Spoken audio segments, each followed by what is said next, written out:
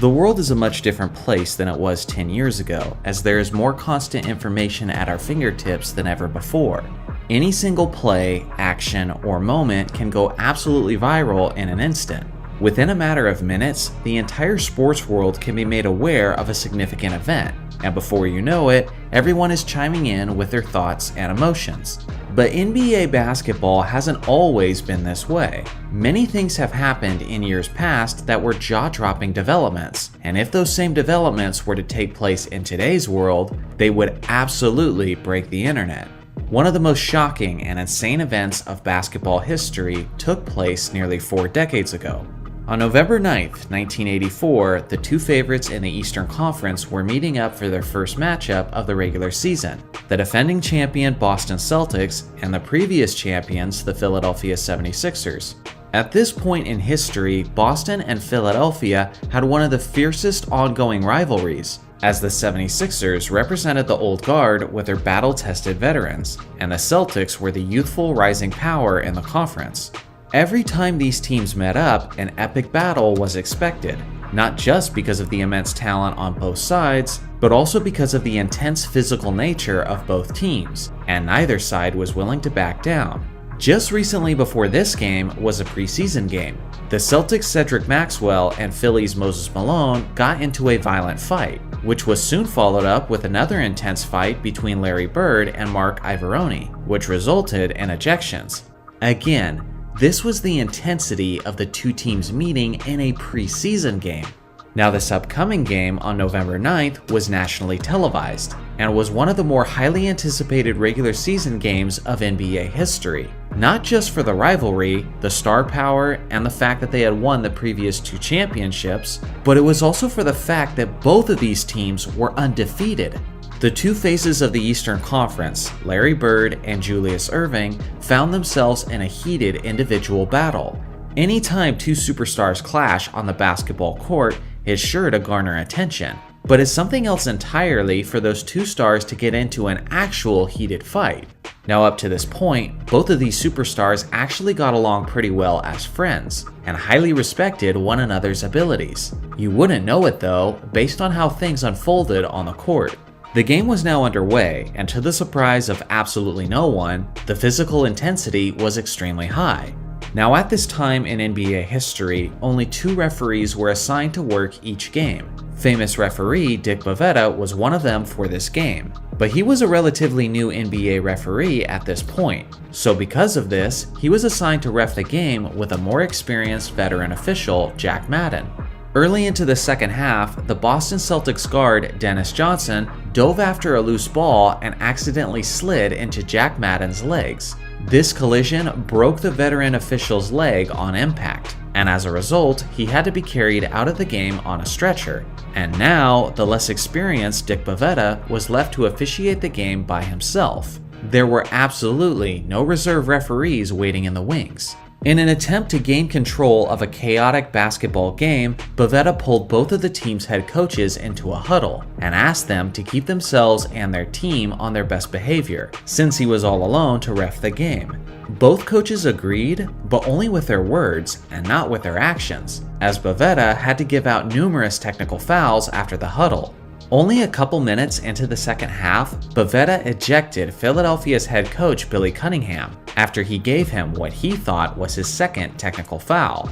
The thing is, Jack Madden had given Philly's head coach a technical foul in the first half, but then decided to rescind the tech and gave it to a Philadelphia player instead, which means Dick Bavetta wrongly ejected a coach with only 1 technical foul. After a couple minutes, Bavetta learned of this error and had to send a staff member to get Cunningham out of the locker room so he could continue to coach the game.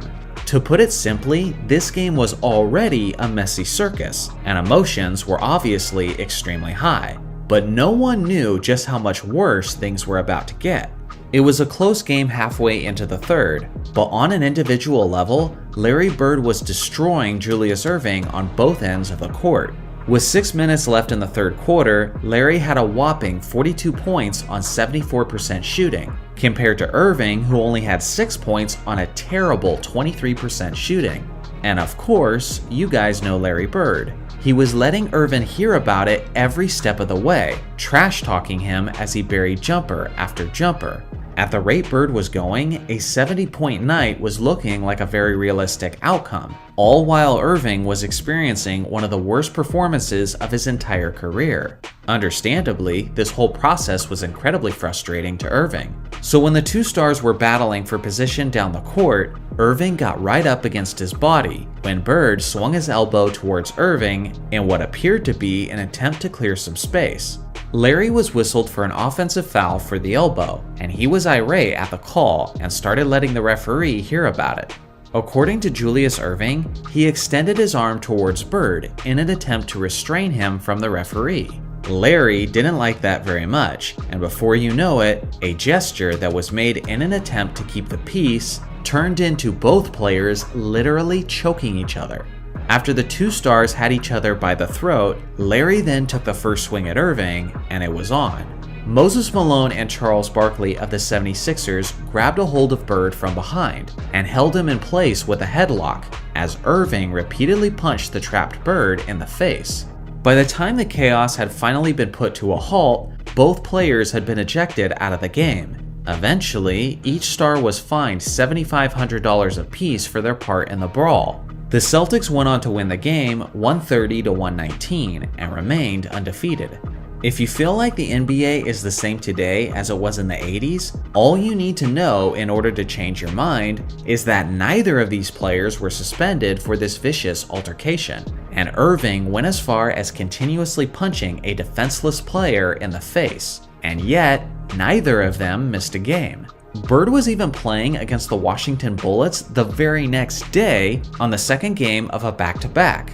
Now take a moment to imagine something like this happening in the modern NBA. The last two championship teams meeting in the biggest game of the year, both teams being undefeated, and two of the biggest stars in the league get into an incredibly gruesome fight.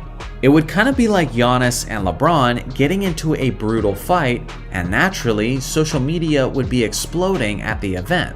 Imagine if LeBron was consistently punching a defenseless Giannis in the face, while Anthony Davis held Giannis in place. And then on top of that, LeBron doesn't even get suspended.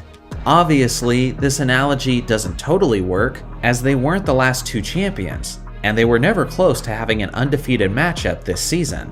Even by the most crazy hypothetical modern comparison, it still doesn't match up to the gravity of that fight in 1984. In some ways, it really was like the Wild West in the 1980s. Now here's the thing, these two legends had to meet up again in the regular season just 1 month later. This time, on December 12, 1984, the rematch took place in the 76ers home building in Philadelphia.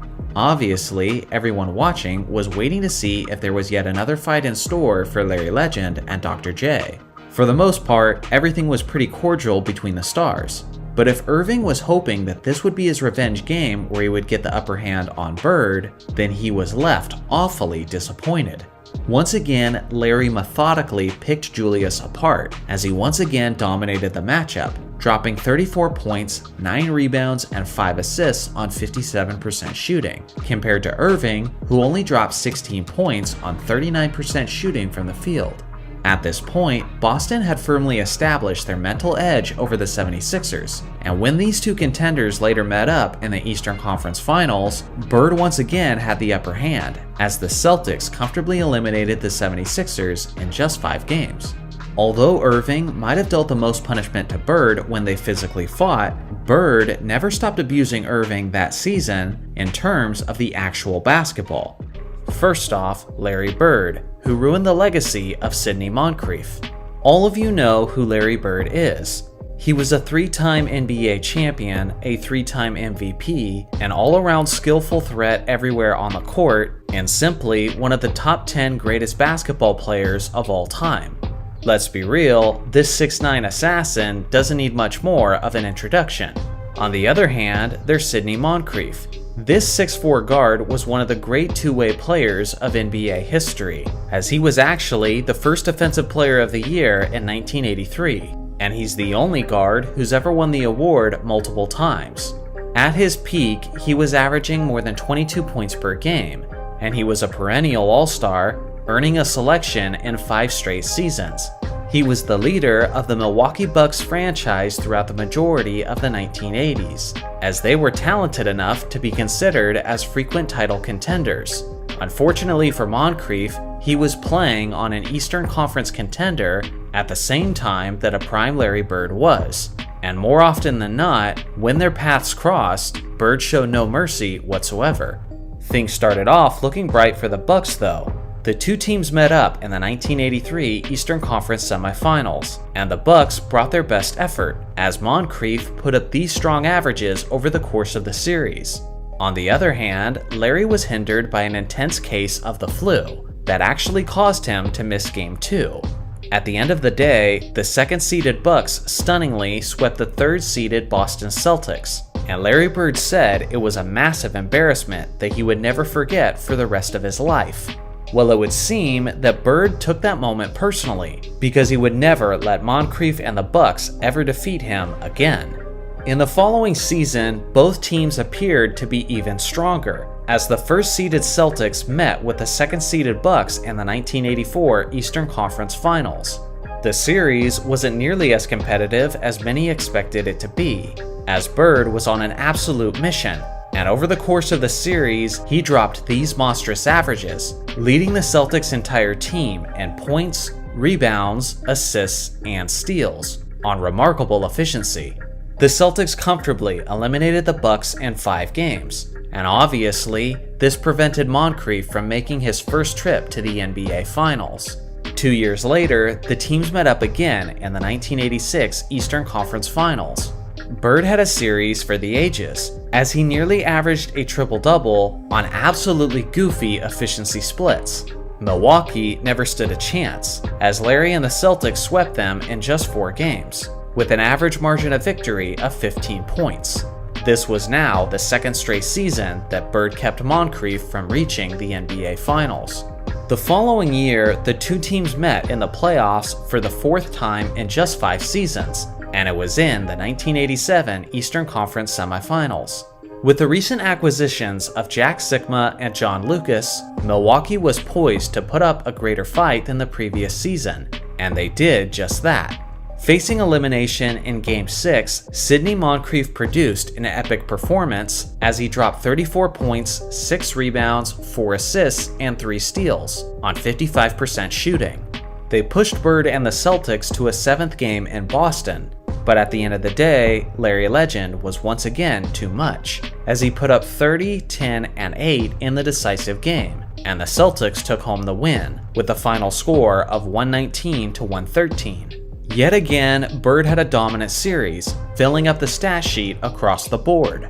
In my opinion, Moncrief is already regarded as one of the most underrated players in basketball history. But because of Bird, he was denied several trips to the NBA Finals, and he may have even gone on to win an NBA championship, which would have certainly made him a legendary figure in the city of Milwaukee. To this day, many young basketball fans have never even heard of Sidney Moncrief, but I promise you, that wouldn't be the case if Larry Bird never existed. It is widely accepted that Larry Bird is one of the greatest NBA players of all time, and even sneaks his way into the GOAT debate among many basketball circles. The thing is, I personally rank Larry Bird higher than most people do, as he's currently sitting in the 6th spot on my all-time list, and I even have him ranked slightly ahead of Magic Johnson, which is certainly a more uncommon opinion. I think there's some major misconceptions to Bird's game that result in him not getting quite as much credit as I believe he deserves, and by the end of this video, I think that I can convince some of you that Larry Legend is in fact underrated. Before we get into some misconceptions, let's start with what most people already know about Bird, and I'll elaborate upon it.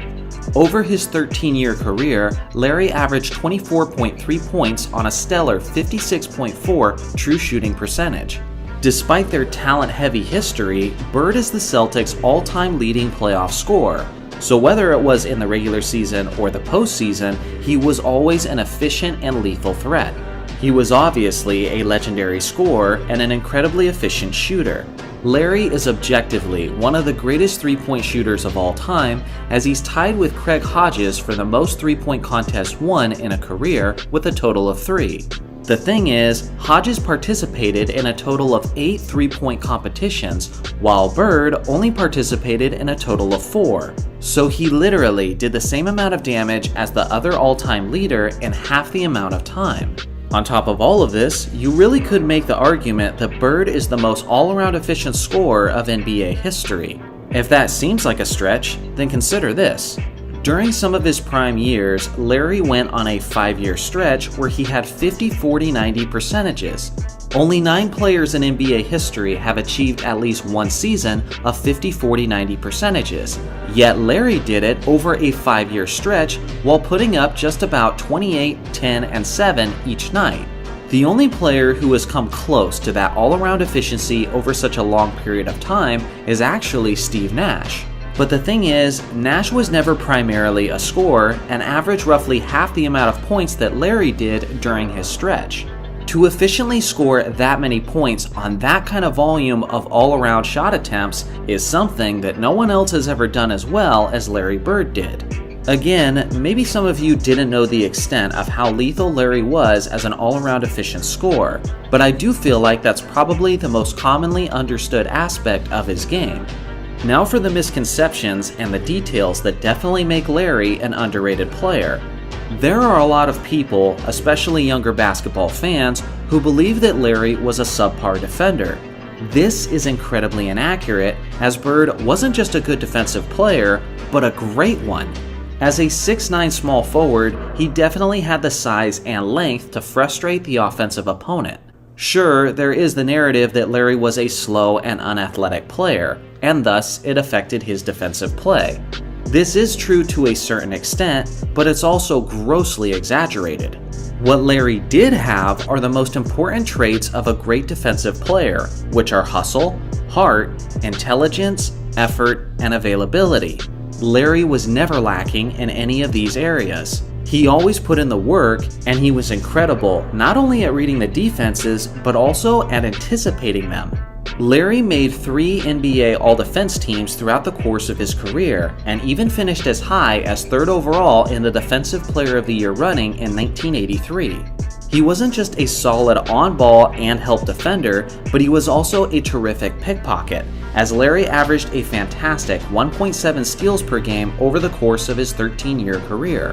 His best evening in this area came on February 18, 1985 against the Utah Jazz, when Larry dropped 30 points, 12 rebounds, 10 assists, and 9 steals in only 3 quarters of play. Due to them absolutely destroying the Jazz, Bird didn't play a second of the 4th quarter. To this day, the NBA record for the most steals in a single game is 11. So not only could he have easily been only the 2nd player to ever achieve the quadruple-double, but if Bird had played the 4th, he might have been the record holder for the most steals in a game. You have to be a great defensive player in order to be in a position to seize that record. On top of all of that, Bird led the entire NBA in defensive win shares a total of 4 times. That's the 4th most in NBA history. The only players ahead of him on that list are Tim Duncan, George Mikan, and Bill Russell. That is a remarkably short list of great defensive players. I'm not trying to say that Bird was on the level of someone like Dennis Rodman or Scottie Pippen, but to call Larry anything other than a great defensive player is either completely ignorant or is just plain disrespect towards his game. The other key area where people underappreciate Bird was his rebounding ability, as Larry was simply one of the greatest rebounding small forwards that the game has ever seen. He was aggressive and tenacious as he got as high as 11 rebounds per game in 1983. Qualities that I mentioned earlier, like his size, hustle, and intelligence, are also things that helped him as he battled on the boards. Over the course of his career, Larry averaged a whopping 10 rebounds per game, and when he was starting specifically at the small forward position, he averaged 9.5 rebounds per game. That's the 3rd highest average among primary small forwards in NBA history. The only players ahead of him are Billy Cunningham and Elgin Baylor, who both played in the 1960s, which was easily the most inflated rebounding era of basketball history. So not only is Bird an underrated rebounder, not only is he objectively one of the all-time great rebounders, but he's also arguably the greatest rebounder ever at his position. Along with all the other skills I talked about, Larry was also a remarkably gifted facilitator. But I won't delve into that much, because like his shooting, I also think that's an area that a decent amount of people have a strong appreciation for.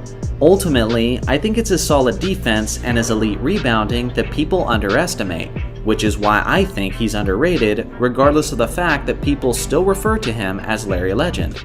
I gotta be real with you guys. I have to monitor how much time I spend on social media platforms like Instagram and Twitter, because some of the basketball takes on there are seriously awful for my mental health. The amount of disrespect thrown around to various different generations of basketball is truly astonishing. One of the most common, disrespectful, and ignorant narratives that I constantly see being thrown around is that players in the 70s and 80s were basically just plumbers. Sometimes they'll even go as recent as calling dudes in the 90s plumbers. The idea is that guys like Magic Johnson and Michael Jordan took advantage of a bunch of unathletic, skinny-looking players. I hate this narrative because it's overly simplistic, and it doesn't accurately represent the league as a whole during those eras. So let me tell you what is true. Yes, generally speaking, players in the 80s, for example, didn't look as physically fit as players in today's NBA. This difference in appearance is mostly made up of muscle mass. Today, players' fitness routines are completely different from players in previous generations. Modern players have their own physical trainers. They have advanced fitness routines and training methods and better technology. Today, the average player is 6 foot 7 inches tall and weighs 216 pounds. 40 years ago, the average NBA player was also 6 foot 7 inches tall, but they weighed significantly less at only 205 pounds. I believe the majority of that 11-pound difference is made up of muscle mass. The thing is, although players didn't have as much muscle mass and definition, there were still players all over the league who had tremendous speed and roughly 40-inch vertical leaps. The problem with the differences in build is how people automatically equate this to a lack of athleticism. For example, Kevin Durant weighs about 8 pounds soaking wet, yet you would be crazy to say that he was unathletic. And despite being as skinny as he is, he's one of the greatest players of all time. Michael Jordan is another decent example. Although he put on tons of weight and muscle mass during the early 90s, arguably the best version we ever saw of Jordan was in 1988, when he was still extremely skinny, yet he won the MVP, the Defensive Player of the Year, and he put up the best all-around numbers of his career. This takes us to the modern player who is the focus of this video, Nikola Jokic. The Joker has been hit with this quote unathletic tag constantly throughout his career, as critical analysts and basketball fans continue to make this claim. Sure, he may not be the fastest runner or the greatest leaper, and he doesn't have almost any muscle definition, but he greatly makes up for it with his incredible court vision, with his size and wingspan, with his solid footwork, with his high basketball IQ, with his stamina, and with his efficient shooting all over the court. Jokic isn't close to being the greatest track and field athlete in the game today, but he is the best basketball player in the NBA today. The beauty of the game of basketball is that it's a form of art, and you don't have to be the most athletically gifted player to excel in the sport. You just have to be incredibly skilled and know how to play. If athleticism was the main separating factor between the average players and the great players, then a guy like Shannon Brown would have been dominating the NBA throughout the late 2000s. Some of you may not even know who Shannon Brown is, but if you were a Laker fan during that era, then you definitely do. That guy was providing a jaw-dropping highlight just about every other night. Although he had the speed, strength, and leaping ability to jump out of the gym, he simply lacked the skills of an elite basketball player, and before he reached the age of 30, he couldn't even find a spot on an NBA roster. I'll give another example, this time of an older player. Orlando Woolridge was a remarkable athlete, and honestly, a very quality basketball player. Much better than Shannon Brown, that's for sure. Orlando was a 6'9" small forward who was incredibly strong, with tremendous muscular definition. He was also quick and was one of the highest leapers in the entire league, regularly oohing and awing crowds with his insane displays of athleticism. Fun fact, he was also the first player to ever make an East Bay dunk in the NBA's dunk contest. With that being said, he didn't quite have the overall skills to be one of the best players in the league, as he never made a single NBA All-Star team, and a far less athletic guy like Larry Bird regularly cooked Woolridge almost every time they matched up against each other. Speaking of Larry Bird, I believe he's one of the legends who becomes the most validated by Nikola Jokic's success.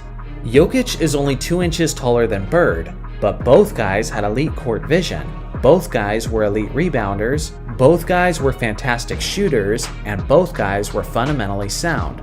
Like Jokic, Bird certainly had the size to compete in any era. But from the day he was drafted into the league, Bird was constantly making a fool out of anyone who doubted his basketball abilities. He could handle the basketball, he could misdirect the opponent, he could hit a shot from seemingly anywhere on the court, and he facilitated as if he had eyes in the back of his head. Due to his timeless skills, if Larry Bird played in the league today, I believe he would dominate the Eastern Conference just like he dominated the East in the 1980s. If Nikola Jokic can do it, then so could Larry Bird. Nikola Jokic is a living, breathing example of stereotypical athleticism being extremely overrated in the minds of the basketball community. If I still haven't got my point across, then consider some of the recent events in NBA history. In 2016, a player who struggles to dunk a basketball became the first unanimous MVP in NBA history. In 2017, a player who was only 5 foot 9 inches tall averaged nearly 30 points per game. In 2018, Kevin Durant won his second straight Finals MVP award, and he was the guy at the draft combine who couldn't even do a single rep of the minimum weight bench press. And over the last 3 years, a player nearly won 3 straight MVPs while looking like he spends more time in his pantry than in the gym. Now let me be clear, my intentions are not to be disrespectful to today's modern players, but rather I'm leveling the playing field between today's players and generations past. No matter which NBA era you look at, you will find guys who were insanely gifted athletes, but just weren't great NBA players. And you'll also find guys who were not very gifted athletically, yet were some of the best players in the game. Being extremely athletic, or at least appearing to be, doesn't automatically give you an advantage over the seemingly less athletically gifted players. This was true in 1963, it was true in 1993, and it's still true in 2023. I'll say it again, basketball is a form of art, and your knowledge, your discipline, and technique is way more crucial than your God-given athleticism. Listen, I don't throw this phrase around much, and I honestly think people probably call each other casuals way more often than is warranted. But if there's one opinion that makes someone look like a casual basketball fan more than anything else, it's when people are quick to belittle an entire generation of basketball players simply because they appear to be, quote, less athletic. Look no further than the man who's ruling the NBA today, building a legacy for himself while reaffirming the legacies of many greats before him. Today, our matchup is the man known for his magic on the court, Earvin Johnson, versus Larry legend, Larry Bird. Both legends spent the entirety of their career with one of the most prestigious franchises of NBA history. Magic played 13 seasons with the Los Angeles Lakers, and Bird played 13 seasons with the Boston Celtics. Magic was a 6'9" point guard who weighed around 215 pounds. Larry was a 6'9" small forward/power forward who weighed around 220 pounds. Two men who were each accredited with saving the NBA in the 1980s. Two men who each have an argument of being the greatest player of their era. We'll compare these two greats with 5 major categories, which sometimes vary in categories depending on positions and playstyles.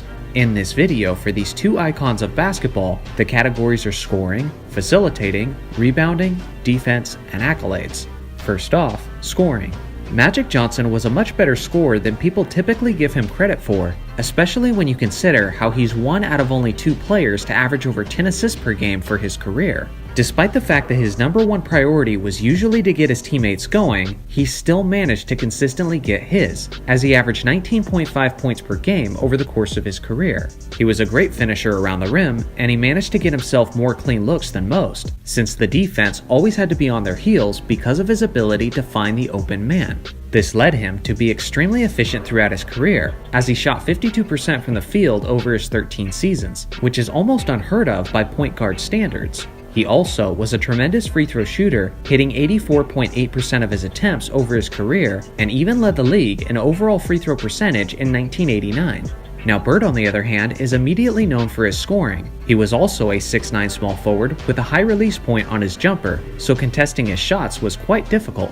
With his fantastic footwork, his underrated handles, his finesse around the basket, and lethal perimeter shooting, he averaged 24.3 points over the course of his career. He never led the league in scoring, but unlike Magic, he was right around the top of the list on several occasions. As far as perimeter scorers go, Bird has an argument for being the most efficient scorer in NBA history. He led the league in free throw percentage 4 times, and he also had 2 50-40-90 seasons in his career, which is the second most in NBA history. The only player with more 50-40-90 seasons was the Hall of Famer Steve Nash, but Nash was never close to being a near 30 points per game scorer like Larry was several seasons. So the fact that Bird was able to maintain that efficiency as a perimeter scorer and at such a high volume of shots is pretty much unprecedented. Magic gets some bonus points for being a capable and efficient scorer even while being an all-time leader in assists. But even with that being said, it's still not enough to close the gap between him and the all-around-the-court threat that is Larry Bird. Scoring goes to Larry Bird. Second up is facilitating. Now, I alluded to this in the previous topic, but Magic is arguably and probably considered by most as the greatest passer of all time. He has the highest assists per game average in NBA history at 11.2, and he led the league in assists 4 times. It's easy to simply look at the numbers and say that Magic was the best passer on his team, but he was so much more than just that. Magic was the engine that drove the Showtime Lakers' high-octane offense. Magic was obsessed with pushing the tempo nearly every time the Lakers gained possession, and it resulted in many easy buckets for his slashing teammates. His ability to make smart split-second decisions is unmatched, and his court vision would have you swearing that he has eyes in the back of his head with the passes he was consistently making. On top of all of that, he was a 6'9" point guard, so interfering with some of his higher passes was nearly impossible for many of his smaller defenders.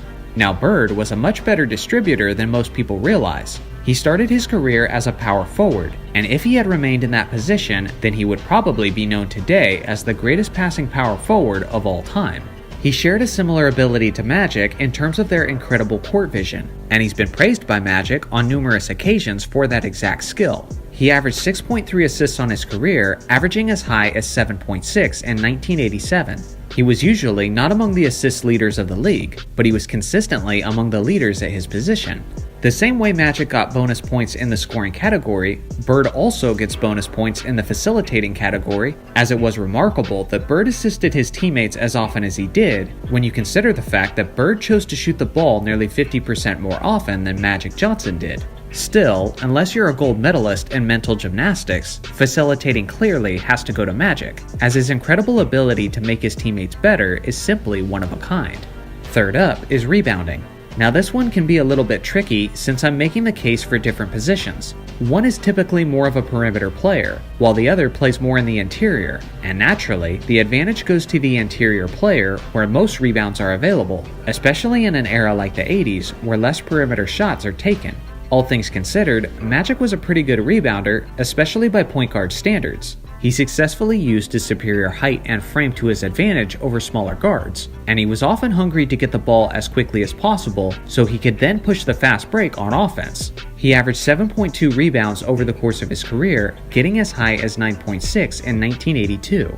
Now Larry Bird averaged 10 rebounds per game over his career, getting as high as 11 in 1983. One thing no one ever questioned about Bird back then was his hustle and heart.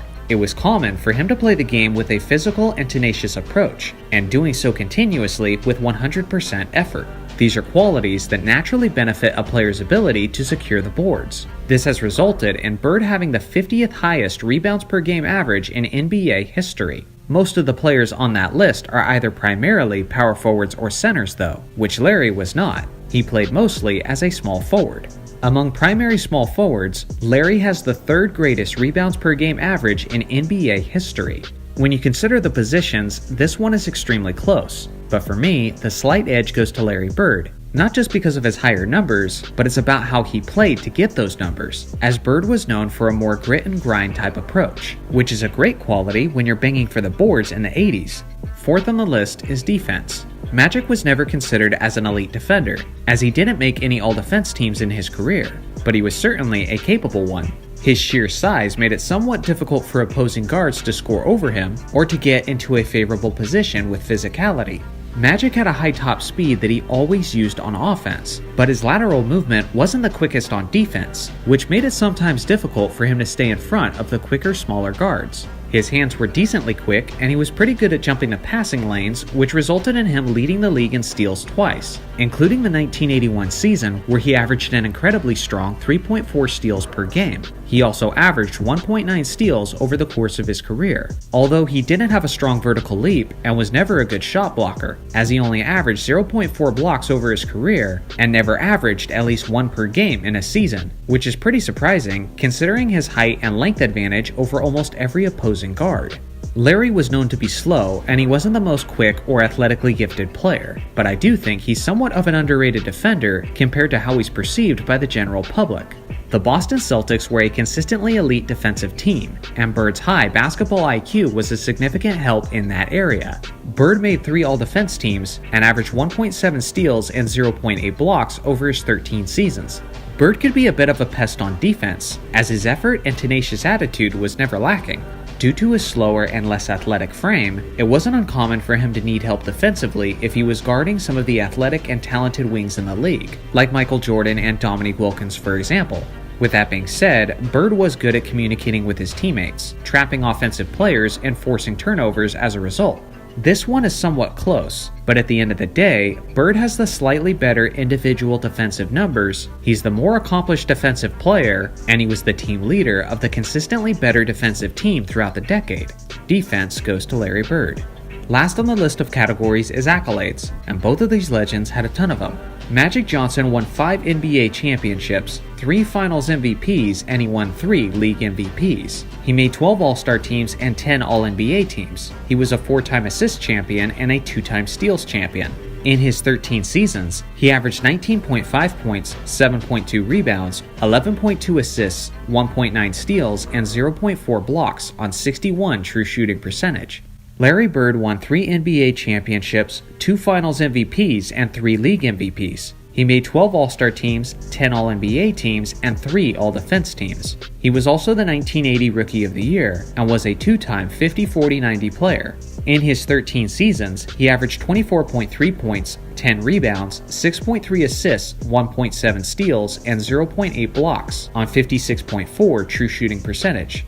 Based on this list, I think Magic has the slight advantage on accolades. Now, as far as how these players compare as a whole, as usual, it's extremely close. And the only reason I'm picking between these two is because I have to for the sake of the series. But for myself personally, Larry Bird is the more complete player and ranks higher on my all-time list. I think most of the time, people rank Magic slightly higher because of his edge in championships over Bird. But you have to also consider that basketball is a team sport, and although both legends were blessed with a tremendous supporting cast, also keep in mind that the East was definitely the stronger conference throughout the 80s, which meant it was even more difficult for the Celtics to get to the NBA Finals in the first place.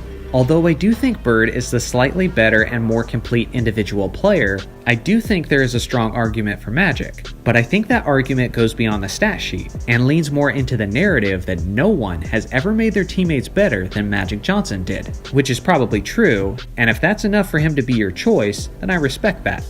The 1985-86 Boston Celtics. They are universally recognized as one of the greatest teams of NBA history. Although the 80s were defined by super teams and rivalries, the 86 Celtics were never seriously threatened by any opposition that season. They steamrolled the league. Boston's starting 5 was one of the greatest ever on both ends of the court. The 6'4" Dennis Johnson started at point guard. Beside him was Danny Ainge at the 2-guard spot. Then you had Larry Bird at small forward, and Kevin McHale and Robert Parrish down low. Beyond their fantastic starting 5 was their depth. Leading the bench unit was the 6'11 Bill Walton, who was that year's Sixth Man of the Year winner. Then you had guys like Scott Wedman, Jerry Seasting, Rick Carlisle, Sam Vincent, Greg Kite, and David Thirdkill. Looking at the results of this group, we see that the Celtics finished with a league-best 67-15 record. They had the third best defense and the number 1 ranked offense that season.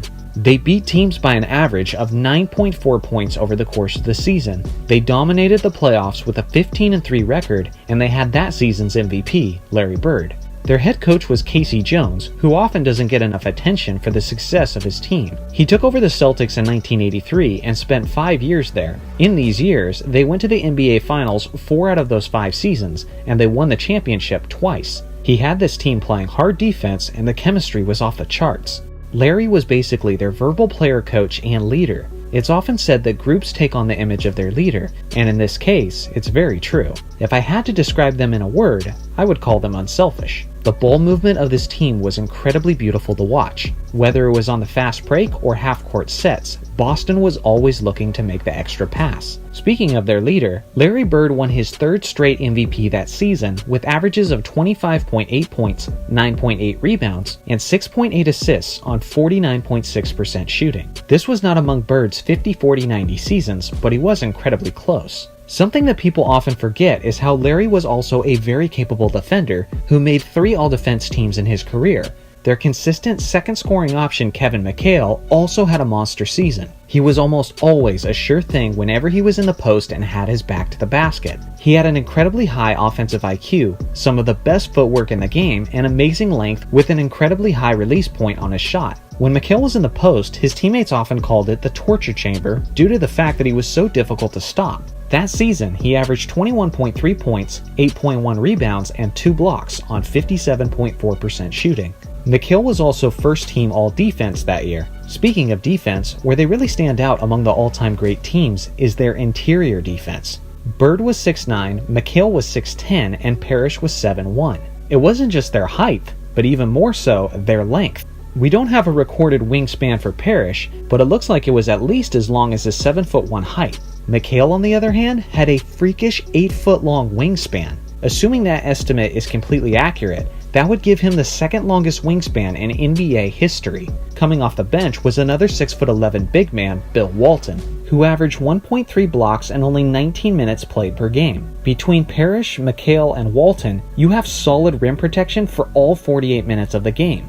This aspect was crucial to their success in the 1986 NBA Finals. The Houston Rockets were just coming off of beating Magic, Kareem, and Worthy's 62-win Lakers. Houston eliminated Los Angeles in only 5 games. With that being said, basketball is a game of matchups, and as good as the Twin Tower tandem of Ralph Sampson and Hakeem Olajuwon were, you're simply not going to beat the '86 Celtics with size, and Boston handled them in 6 games. One of the less talked about starters from the Celtics was Dennis Johnson. Dennis was the starting point guard, and over time, he's actually become one of the more underrated and overlooked players of NBA history. He was a former Finals MVP winner back when he won the championship as a member of the 1979 Seattle Supersonics. He was averaging 15.6 points this year with the Celtics, but he had got as high as 20 points per game during his career. Johnson's final All-Star appearance was just prior to the '86 season, and he received 5 All-Star selections in total. He was also the Celtics' best perimeter defender, who they relied heavily upon to slow down the great scoring guards in the league those years. He was second team All-Defense that season, and in total, DJ received 9 All-Defense team selections over the course of his career. He was also known to be a big game performer and had a smooth mid-range jump shot. You could say that their 6'4" shooting guard Danny Ainge was the worst player in their starting 5, but he was certainly far from a bad player. Danny averaged 10.7 points and 5.1 assists through the season, and he was actually very efficient in his contributions as he shot 50% from the field, 36% from three-point range, and 90% from the free throw line. Danny was also incredibly scrappy, he was a big trash talker, and one of the OG floppers of NBA history, which can easily be seen as a negative, but I can tell you as a Lakers fan who watched him play, there were plenty of times where Danny knew how to get under the offensive player's skin and would get the ref to make the crucial calls when they mattered most. It was super frustrating to me, but only because he was good at it. The Celtics were never seriously challenged in that postseason run. Despite a 49 and 63 point performance from Jordan, they swept the Bulls in the first round. After that, they easily handled Dominique and the Hawks in just 5 games. Then they swept Sidney Moncrief and the Bucks in the conference finals. As I mentioned earlier, the Rockets did push them to 6 games in the NBA Finals, but the Celtics got up to an early 3-1 lead, and the series was never really in doubt. What makes the '86 Celtics so dangerous is that they could attack you in so many ways offensively while being so versatile defensively. There isn't another team in NBA history that I could put against the Celtics in a 7-game series where I would feel like the Celtics wouldn't do well against them. On offense, they could run the fast break, but they could also slow it down and run things through the post. They could pick and roll you all day with their bigs. They could punish you from the outside with the all-time great shooting of Larry Bird, or they could simply run the isolation through McHale, which is always a good option. Boston natives know this already, but for the rest of you, it's important that you recognize the 1986 Celtics have a legitimate case for the title of greatest team of all time. During his prime, Larry was known for filling up the stat sheet, but one game summed that up better than any other. In a blowout victory, Larry Legend put up a total of 30 points, 12 rebounds, 10 assists, and 9 steals on 59.1% shooting. The thing is, Larry didn't even play in the fourth quarter. Even crazier than that, he only played 33 minutes. Only 4 players in NBA history have ever achieved the illustrious quadruple-double, but none of those players did it in 3 quarters. At that point in history, only one player had achieved the quadruple-double. Not only could he have easily been only the second player to do it if he had simply played in the fourth quarter, but he had also tied the NBA record for the most steals in a game with 9. Just one more steal would have secured the record as his own, but Larry truly only cared about winning, so he passed that up too. It was the night of December 12, 2002 in Oklahoma City. A man by the name of Eric Torpy and his 2 buddies drive past a Little Caesars pizza restaurant. It's at this moment that Eric and his buddies decide that it would be a good idea to rob the employee in the store. Eric's buddy shoots a couple employees and Eric ditches the scene, but unfortunately for Eric, he dropped his hat. Police find the hat, and a few months later, Eric's DNA is traced back to him, and he ends up in prison, sentenced to 30 years. Eric was a loyal Celtics fan and a Larry Bird fan, and Bird wore the jersey number 33. So Eric did what any logical Celtics fan would do, and request the judge to extend his sentence to 33 years to honor his favorite player. The judge was feeling accommodating that day and granted Eric the extra 3 years. Eric has now been in prison for 15 years and now says that he regrets his decision. Unfortunately, when Larry was asked about Eric's commitment to his honor, Bird declined to comment. Larry's debut game also came on October 12, 1979, and what was simply an incredible day in the NBA. It may seem hard to believe, but there was once a time where Larry had to earn his minutes, although it certainly didn't last very long, as he efficiently filled up the stat sheet in only 28 minutes, with 14 points, 10 rebounds, and 5 assists on 50% shooting. Unfortunately, there is very limited footage available of this game online, but what you need to know is that Larry was his usual Larry self, and his Celtics got the W over the Houston Rockets 114-106. Bird's farewell performance came on May 17, 1992, in Game 7 of the Eastern Conference Semifinals against the Cleveland Cavaliers. At this point, Bird's athletic body was deteriorating fast, as he was now 35 years old and had been dealing with severe back problems for roughly half a decade. Not only that, but Magic Johnson's HIV announcement and absence from the league took a major toll on Bird's sense of motivation, which resulted in Larry deciding to hang it up when he still believed he had some game left in the tank. Due to his chronic back issues, Larry missed roughly 4 of the games that series, but he did play in the deciding 7th game. Larry had a modest contribution, but an efficient one, as he dropped 12 points, 5 rebounds, and 4 assists on 6 of 9 shooting from the field. It wasn't nearly enough, as the talented Cavs closed out the series with a blowout, as the final score was 122-104. Hawks and Celtics in the 1988 Eastern Conference Semifinals. This is easily one of the greatest solo duels that the league has ever seen, as Dominique Wilkins of the Atlanta Hawks was extremely hot, while Larry Legend refused to be denied down the stretch. To this day, this game is famously referred to as the duel. The human highlight film was basically unstoppable right from the opening tip-off, as he was efficiently hitting everything from the field, leading the offense for his team. Larry waited until the fourth quarter to really start heating up though, as both superstars continued to trade difficult baskets. Wilkins scored 16 points in the final quarter, but Bird proceeded to show his legendary clutch gene as well, as he scored 20 points in the fourth quarter alone on a remarkable 9 of 10 shooting from the field. The lead continued to go back and forth in the final minutes, and it all came down to one possession. Dominique had a chance to tie the game with a 3-point shot, but Danny Ainge wisely intentionally fouled Wilkins, forcing him to shoot 2 free throws instead. Wilkins made the first and then proceeded to miss the second on purpose, but the Hawks couldn't recover possession and the Celtics won the game 118 to 116. On the night, Wilkins dropped 47 points, 5 rebounds, and 3 assists, while his teammate Doc Rivers had 16 points and 18 assists. Larry Bird finished with 34 points, 6 assists, and 4 rebounds, as he added this epic performance to his already legendary resume.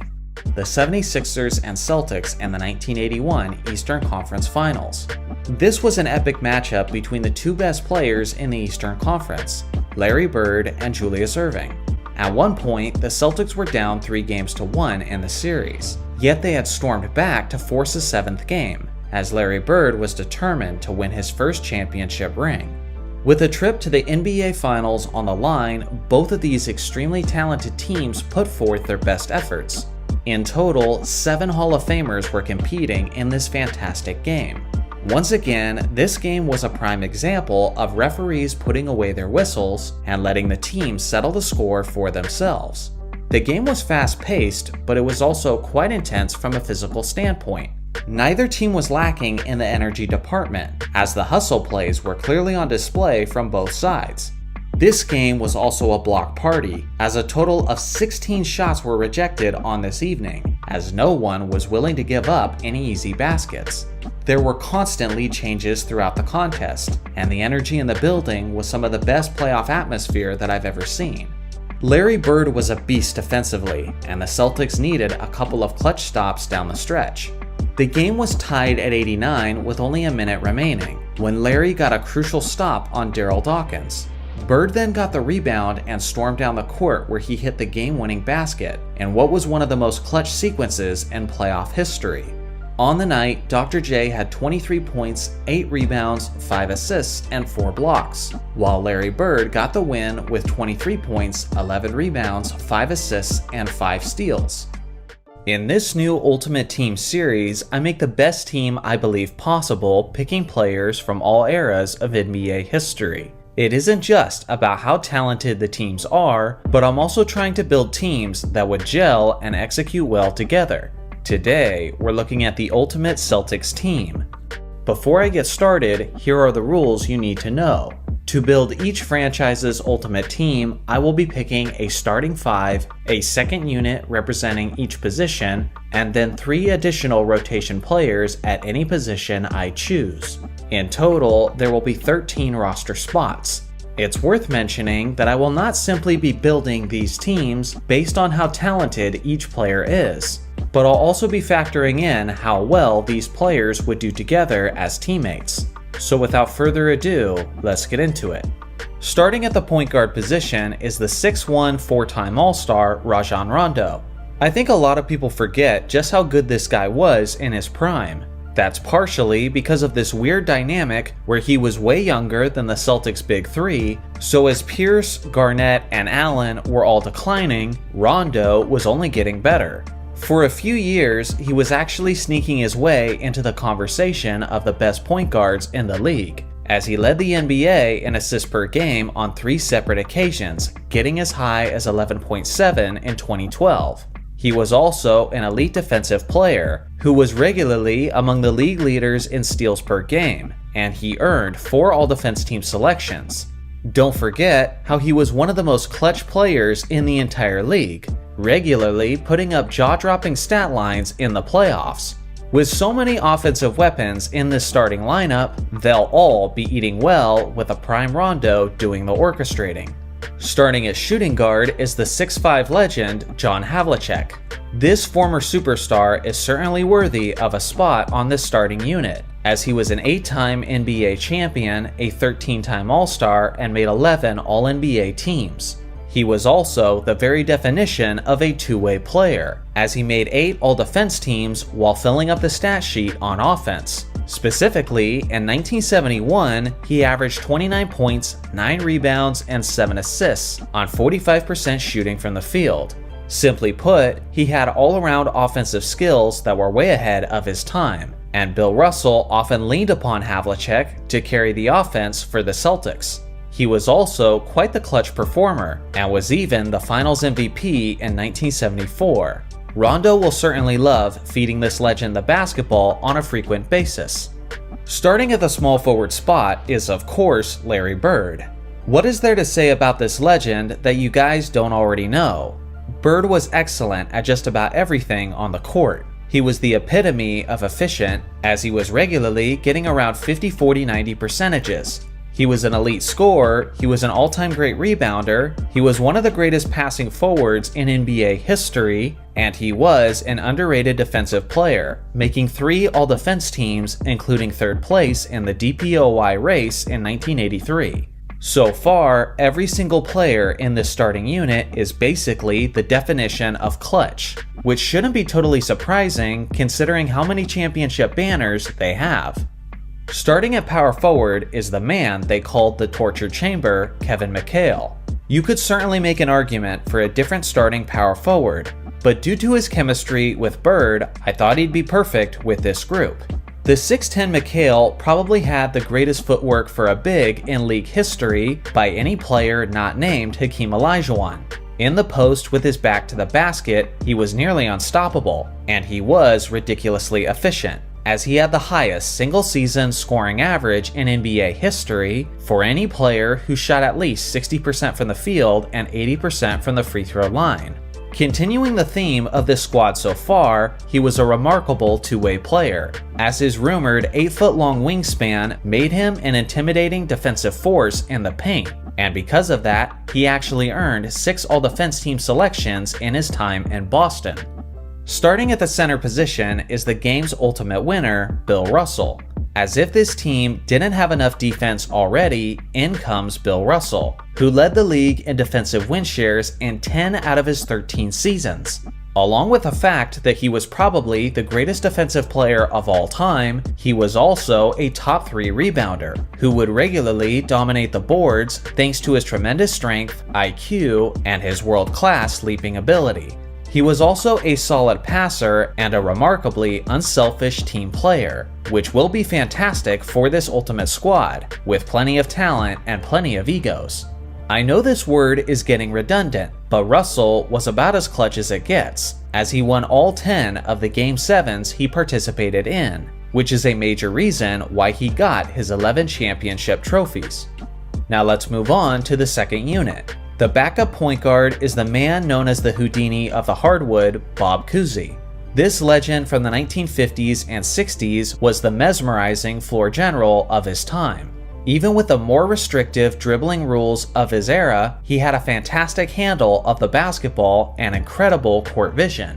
He actually led the NBA in assists per game for a whopping 8 straight seasons, which is easily the most in NBA history. His one major flaw was actually a flaw of his era, and that was the fact that he had a terrible field goal percentage, as the general basketball player was learning proper mechanics of the jump shot, and sometimes they didn't even jump.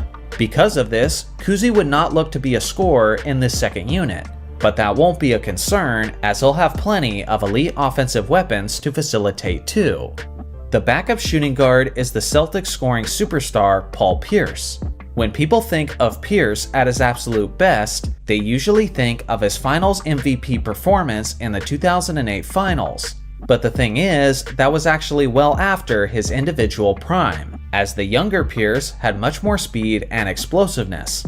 He got as high as 26.9 points per game in 2006, getting the majority of those points as a one-on-one nightmare for opposing defenders. The truth will provide this second unit with some all-time great slashing and great three-point shooting, while being a solid go-to option in late-game situations. The backup small forward will be the modern 6'8 superstar Jason Tatum. For any reason, if the Ultimate Celtics ever need a scoring spark off the bench, this man will be a lock to provide it, as he was a 30 points per game scorer in the 22-23 season. Alongside of Paul Pierce, second unit defenses will be completely overwhelmed by this perimeter attack. Tatum also gives Kuzi another decent 3-point shooter to facilitate too, which will be a tremendous help for spacing for this squad. The backup power forward is the one they call the big ticket, Kevin Garnett. This guy will be battling with Kevin McHale for the majority of the minutes at the 4 spot, and McHale will certainly have his hands full trying to keep his starting spot, as Garnett was the Defensive Player of the Year immediately in his first season with Boston. KG will provide a tremendous amount of energy, intensity, and leadership on the defensive end of the floor, but he'll also be making a tremendous impact on the boards. Although his prime days were certainly in Minnesota, there's no question that the Boston version of Garnett was still a massive difference maker. The backup center will be the 1973 MVP, Dave Cowens. This 6'9" beast was averaging around 20 points and 15 rebounds throughout his prime, as he did a solid job of taking the torch from Bill Russell as the anchor of the team down low. Now on this Ultimate unit, he'll be doing more of the same, as he'll be taking over the center position in the rare instances where Bill Russell actually has to go to the bench. In total, Cowens was an 8-time All-Star with the Celtics, and he made 3 All-Defense teams, further bolstering this team's greatest strength. Now, onto the 3 rotation spots. And let me tell you, narrowing down these 3 final roster spots was incredibly difficult. The first rotation spot goes to one of the greatest shooters of all time, Ray Allen. I absolutely hated the fact that Allen wasn't a starter or in the official second unit, but if anything, that just speaks to the ridiculous depth of the wings for the Ultimate Celtics. If there's ever a time where Boston is desperate for effective perimeter shooting, then Allen will come into the game absolutely gunning it. He'll always be an option whenever the team is looking for ways to open up the floor and create more scoring opportunities. The next rotation player is the 6'4" shooting guard, Sam Jones. Imagine winning 10 championship rings as often the #1 scoring option on your squad, yet you're reduced to a rotation spot on the Ultimate squad. That is the depth of this Celtics team. Jones was so far ahead of his time, as he had a smooth pull-up jumper and absolutely loved to run the pick and roll with Bill Russell. On several occasions, Jones would explode for 50-point games in the playoffs, which allowed the all-time great Bill Russell to focus all of his energy on defense and rebounding. On a team that has no shortage of defense, Jones will be a massive boost of offense off the bench. The last rotation spot goes to the 9-time All-Star Robert Parrish. This 7'1" star was a pivotal part of the Celtics dynasty in the 1980s. At his best in 1982, he was averaging nearly 20 points and 11 rebounds, and thanks to his consistent contributions, he was able to win 3 championship rings with the team. He's gonna have a hard time finding minutes with Bill Russell and Dave Cowens ahead of him, but with a few opportunities he'll get, the painted area will be in good hands. So here's a final look at the complete roster of the Ultimate Celtics team. The defensive strength on this roster is utterly terrifying, and the IQ and experience on this team is insane as well, as they're loaded with winners and clutch performers. When it's all said and done, this may just be the greatest Ultimate team of them all, but we'll have to finish this series before anything becomes official. Here is my long list of honorable mentions for this franchise. I gotta admit, it kinda makes me sick to my stomach that guys like Dennis Johnson and JoJo White had to be left off the roster. But seriously, who the hell was I supposed to replace?